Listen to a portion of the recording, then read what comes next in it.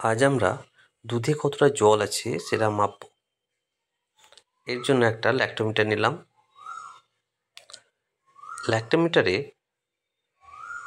Scale করা থাকে এবং একটা লাল দাগ থাকে।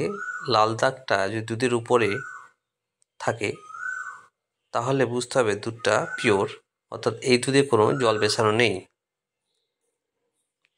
আর উপর দাগে একটা লেখা আছে তা ওয়াটার, ওই অবধি যখন ডুবে যাবে, যখন পিওর জল নেওয়া হবে তখন ওয়াটার অবধি পুরো স্কেলটা ডুবে যাবে।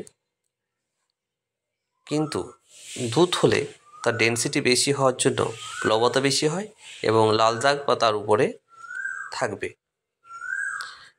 এখন আমরা যদি জল নিয়ে পরীক্ষাটা করি,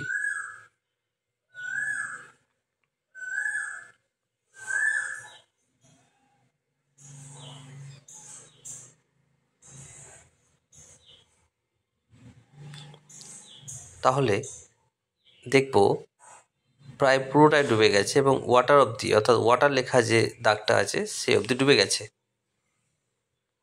দেখতে পাচ্ছি। অর্থাৎ এক্ষেত্রে পিওর জলে, অর্থাৎ বিশুদ্ধ জলে ডেনসিটি বা ঘনত্ব কম, তাই প্রায় পুরোটাই ডুবে গেছে। যত বেশি ডেনসিটি হবে তত বেশি প্লবতা হবে। দুধের ঘনত্ব জল থেকে বেশি হওয়ায় প্লবতা বেশি হবে, তাই অনেকটাই স্কেলটা উঠে গিয়ে তার ঘনত্ব অনুযায়ী সেই দাগ অবধি শো করবে। দেখা যাক দুধের মধ্যে ডুবিয়ে।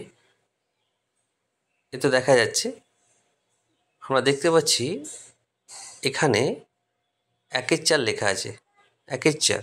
তো 1/4 দাগটা আছে সে অবধি কিন্তু দুধটা আছে, অর্থাৎ এক্ষেত্রে বোঝা যাচ্ছে 4 ভাগের 1 ভাগ জল দেওয়া আছে, 3 ভাগ দুধ আছে, অর্থাৎ 75% দুধ আর 25% জল মেশানো আছে এই দুধে। তো এইভাবে আমরা দুধের ঘনত্ব ও জলের ঘনত্বর পার্থক্য এই স্কেলের সাহায্যে মাপতে পারবো এবং দুধের পিউরিটি পরিমাপ করতে পারবো।